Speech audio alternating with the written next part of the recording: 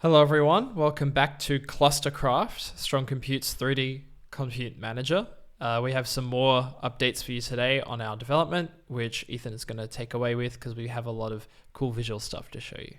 Yeah, sweet. So the main thing that we focused on this week was the revision of node groups.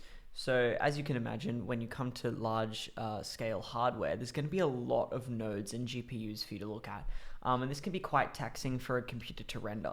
So we've worked out a way to collapse a bunch of nodes into smaller objects that make it easier for a computer to render. So as you can see here, quite a lot of our, 8 nodes are put into a group of 8, into one red group, which collapses 64 GPUs into one solid object. In addition, we can go one layer up. So if I go to this cluster here, this region create here, a cluster with 64 nodes. 64 nodes, 512. Yep. Whoop. Accidentally clicked on that. You can see that it then squashes 8 of the red groups into one big blue group.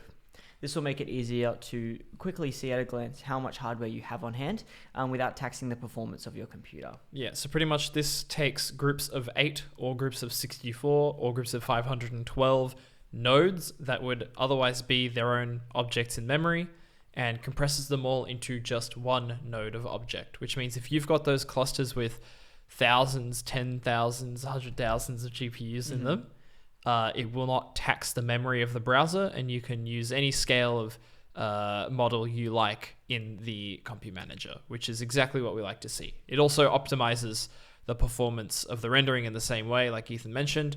So these 64 nodes, the blue ones are representative of 8 groups of 8. This is what this is here. Yep. Performance of one node instead of 64, which means you can render all those massive amounts. Yeah, and this also scales according to jobs as well. So the system will automatically check how many nodes are required for a job and will condense nodes accordingly. We'll go make a job. So we've got 16 nodes here. If we need a job that runs on 12, that's going to be just fine. Yep, so as you can see here, this is 12 GPUs. So it will pull out the 2 nodes that it needs out of the group of 8 down here. So we've split our group of 8 back into 8 individual nodes because it's only going to use 2 of them. We're back to simulating just 2 nodes and one of the groups remain. Then to create one that uses 80 GPUs, then it is going to need to use a whole group. And it's going to do that. It's going to take up one group and then 2 individual ones.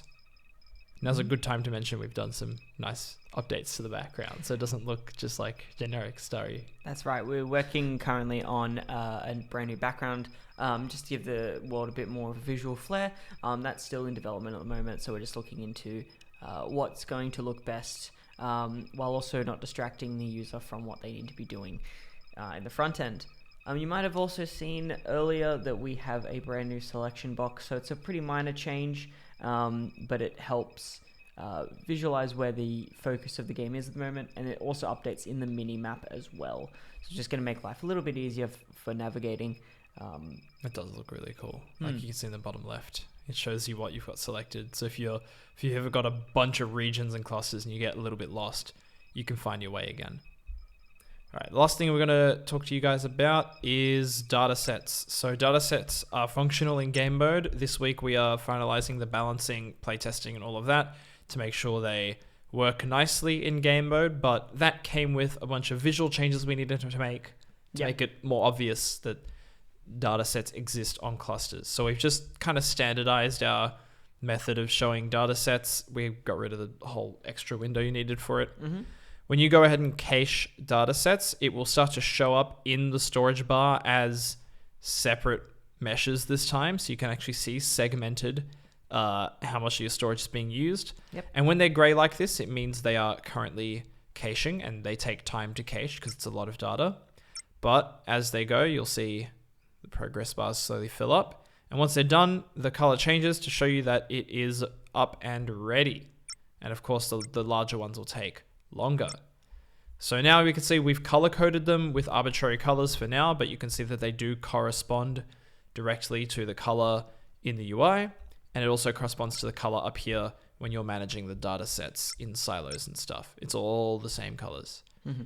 So yeah, when you start to need data sets for jobs in game mode and you need to know, okay, this job here uses alpha data set or bravo data set or whatever we decide to name them, they will be color coded. So you're not going to have to go match up the names and have to put all that brain power into that. You can just go, okay, I need to make sure all of my red jobs use the red data set. Otherwise, I'm going to have to spend an extra half an hour caching this cluster, caching this data set to the cluster. So that's where that's all going to come into in game mode. These visual changes have helped a lot with making that work nicely.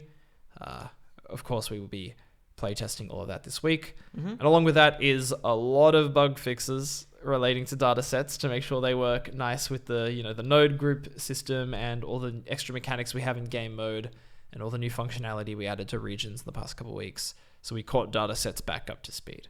That's true, and we've also made a lot of optimizations regarding rendering as well. So you'll definitely feel it in game. The game will load a lot faster now, as well as run a lot smoother over the course of long play sessions. Yeah, hot tip: never render your text as meshes. Make sure you render them as textures instead, or else it will take up half your performance. Good times. Good times. All right. So that's our progress update. Hopefully very soon you'll be able to have data sets in game mode in your hands. So we'll see you guys very soon. Yeah, stay excited. We'll keep in touch. See ya. See ya.